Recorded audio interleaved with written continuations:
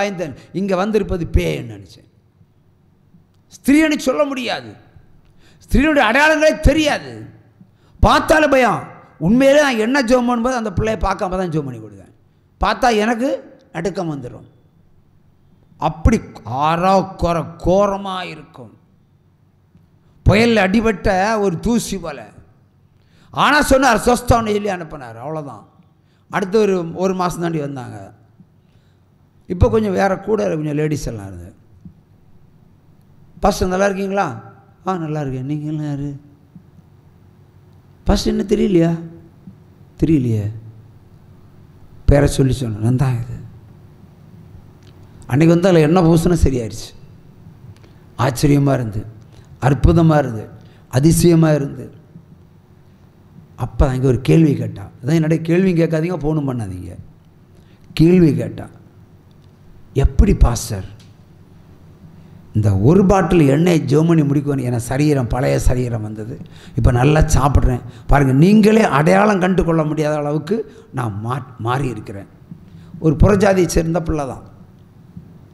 அது எப்படி? How is possible? உன் வீட்டில் கேர் கட்டில் கிடக்கா? நான் அடுத்த கேள்வி, உன் வீட்டில் கேர் கட்டில் கிடக்கா? ஆமாம் கிடக்கு பாஸ்டர். வீட்டில் தபால்காரன் வருவானா? அடிக்கடி லெட்டர் கூட வருவான். அவனுக்கு உனக்கு என்ன உறவு? சரியா பாவம் செஞ்சேன், கல்யாணம் பண்ணிக்கலான்னு சொன்னான். உரிச்சிருவன் என்னாரு? பாவம் செய்தா சாத்தானையும் வச்சு அடிப்பாரு, பாம்பையும் வச்சு அடிப்பாரு, பட்டயத்தையும் வச்சு அடிப்பாரு, கொள்ளை வேலையும் வச்சு அடிப்பாரு. கொன்று புதைப்பது அவருக்கு வேலை, ஆசீர்வதிப்பது அல்ல.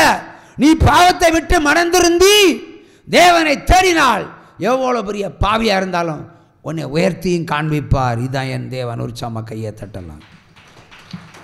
இப்போ அந்த பிள்ளை கல்யாணமே ஆச்சு. மது, அந்த பிள்ளை இப்போ எத்தனை பிள்ளைங்க இருக்கு? 2 பிள்ளைங்க இருக்கு. பாவத்தை பிடுங்கி பரிசுத்தமணி ஆசீர்வதிப்பதே ஜீவனுடைய வேலை, அது கர்த்தருடைய வேலை. நான் எல்லாம் பேசுவது எனக்கு இருக்கிற தேவன் பேசுகிறார். உற்சாம கையை தட்டலாம்.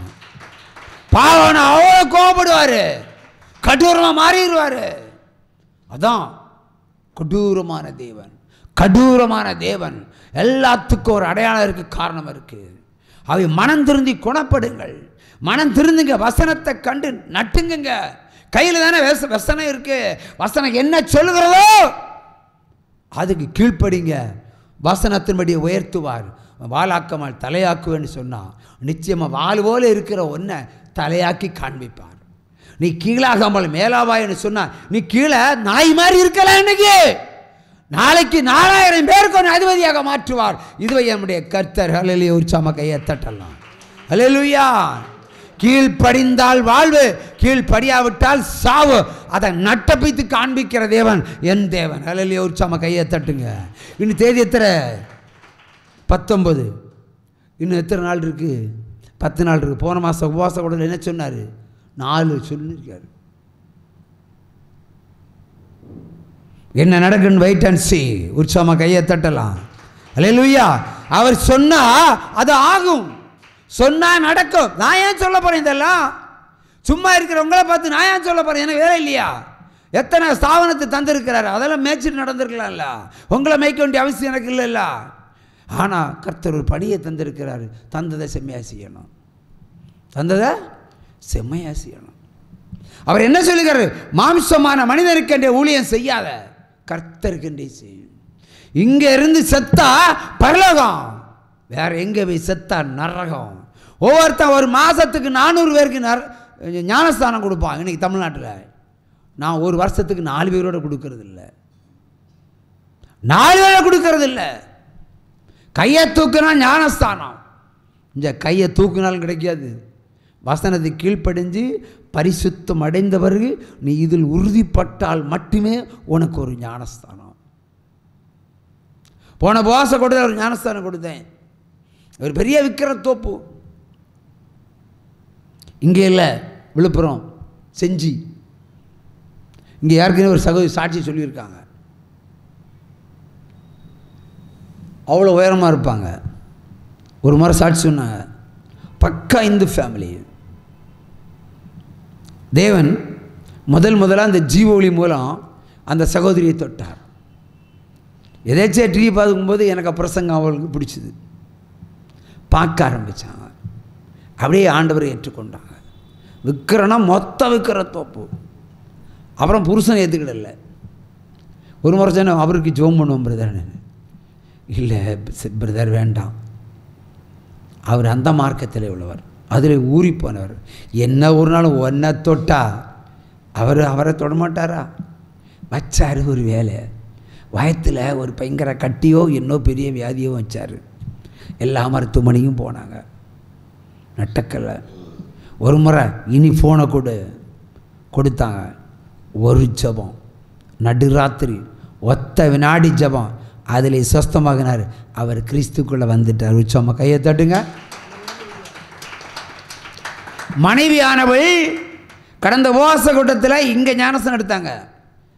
மறுநாள் போய் நான் ஃபோன்லேயே ஜெபம் பண்ணி புருஷனுக்கு அங்கே ஞானஸ்தானம். கை வைக்காமலே ஒரு ஞானஸ்தானத்தை கொடுத்தாருண்டா. அந்த அளவுக்கு பிரமாணத்தை அவள் ஏற்றுக்கொண்டார்கள், பிள்ளைகள் ஏற்றுக்கொண்டார்கள். என்ன சொல்கிறானா, சத்தா பரிசுத்தமாக சாகணும் பிரதர். அவங்க தான் அந்த புருஷனுக்கு கொடுத்த விடுதலை தான் இந்த மேடையில் வந்து சாட்சி சொல்லிட்டு போனாங்க. ஒரு உபவாச கூட்டத்தை மிஸ் பண்ணுறதில்லை. நம்ம எல்லாம் நேரம் கிடச்சா வருவோம். ஏன்னா பொழுதுபோக்கு பாடசாலை இல்லை, இது சினிமா தேட்டர் இல்லை. வாரம்னு வறுத்தெடுத்துருவார் ஆண்டவர். அவர் பட்டையது தூக்குனா ஒருவரும் தப்பித்து போவதில்லை. பிரசங்கி 8:5 சொல்லுகிறது, வாசிப்போம்.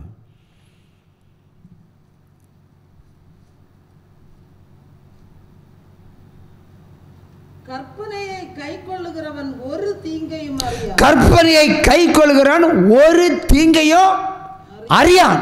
எவ்வளோ சேலஞ்ச் வசனம்.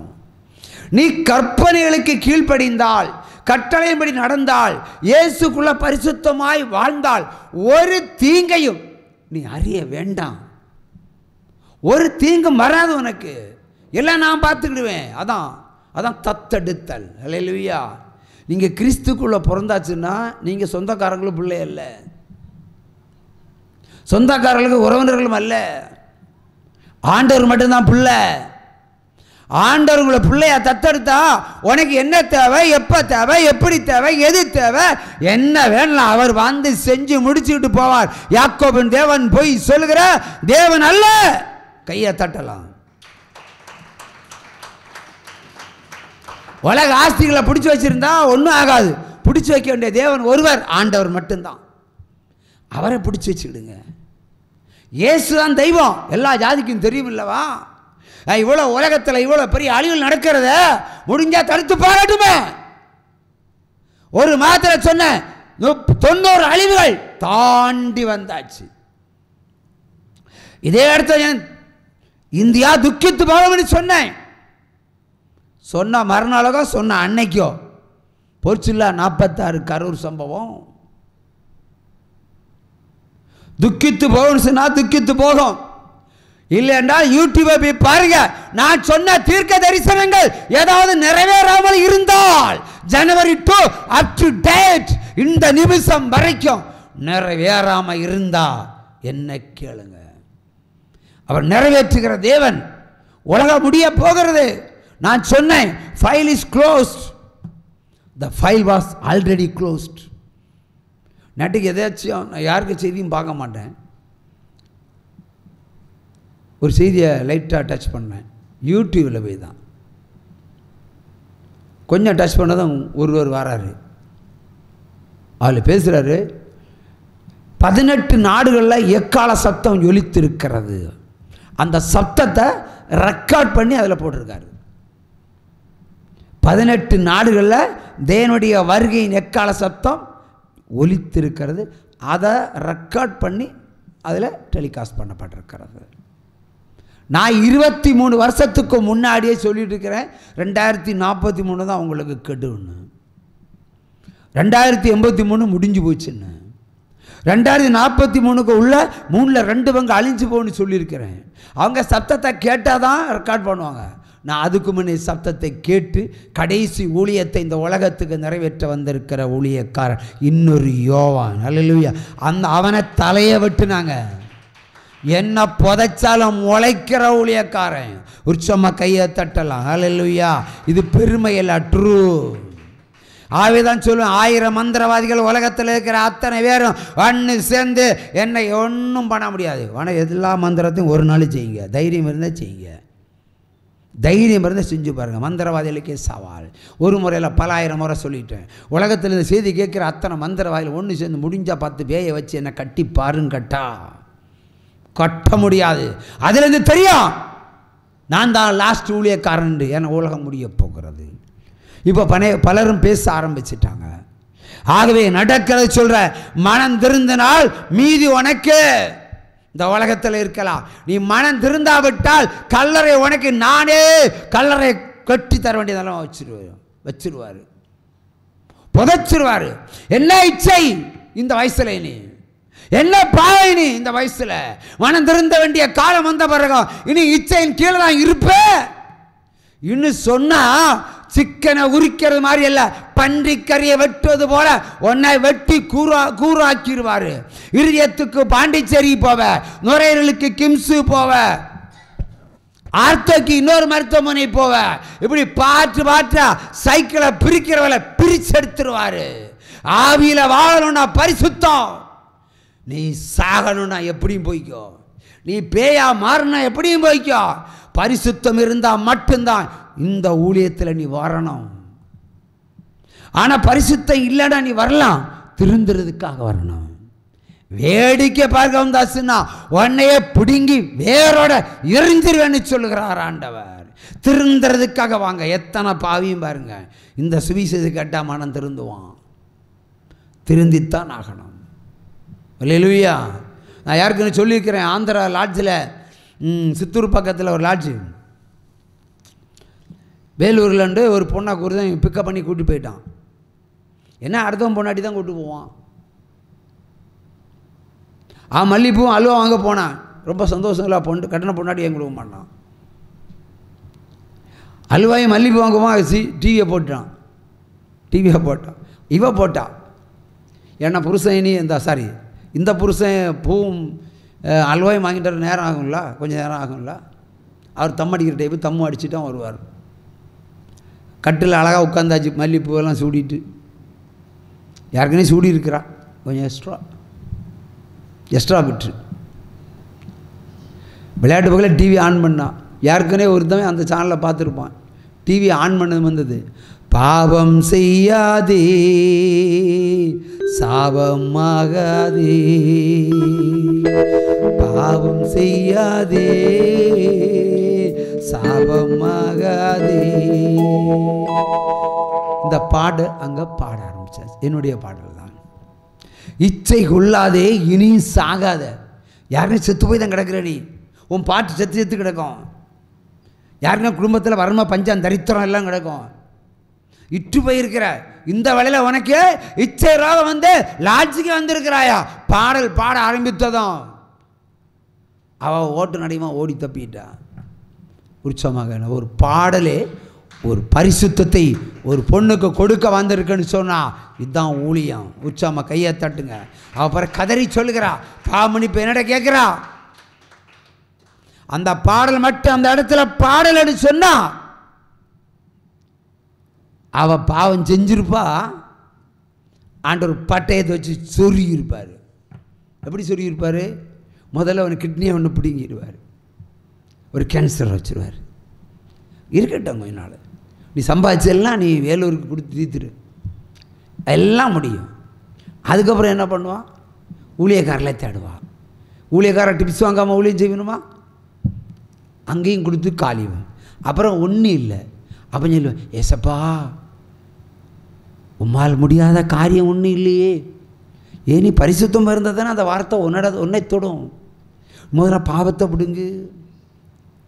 நீ செஞ்ச பாவத்தின் மீது தான் இந்த கேன்சரு. அப்போ கேன்சர் வரணும்னா பாவம் பிடுங்கணும். பாவம் பிடுங்கினா தான் கேன்சரை பிடுங்குவார். என் ஊழியம் அப்படித்தான். அப்போ இதுக்கு பொருத்தனை செலுத்து.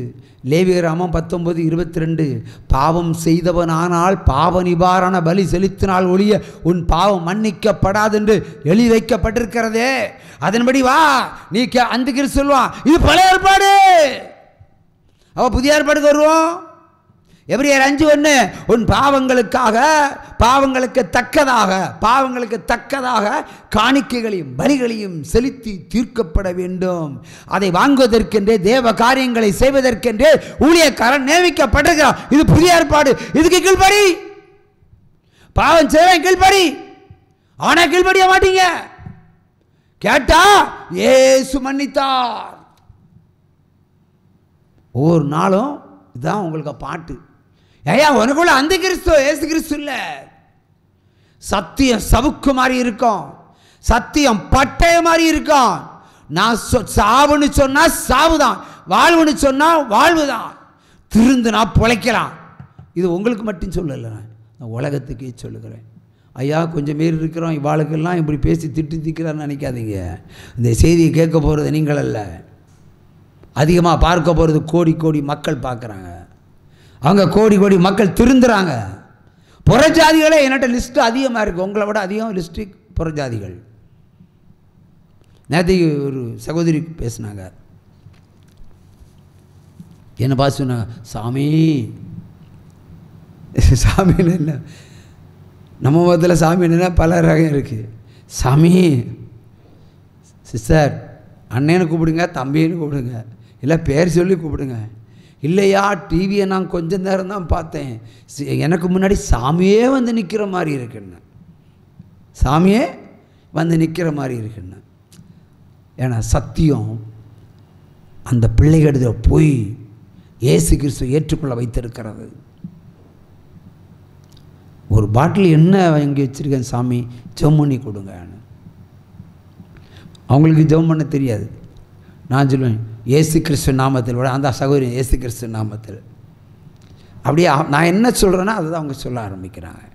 பாருங்க, அறியாமை ஆனால் ஜீவ ஒளி அவங்களுக்கு வெளிச்சத்தை போட்டு காட்டுகிறது. அந்த ஜீவ ஒளி தொலைக்காட்சியை தாங்கிறதுக்கு யாராவது கொடுக்குறீங்க?